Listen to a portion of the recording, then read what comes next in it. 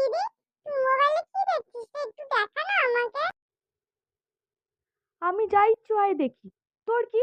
তুই যা বাইরে যা, যা গিয়ে খেল। দেখা না দিদি, প্লিজ দিদি দেখা না। এই, তোদের এত চিৎকার চেঁচামেচি কিসের রে? ঘুমা। এই, তোরা সারাদিন কি মোবাইল ঘাঁটবি? আর তোদের কোনো কাজ নেই?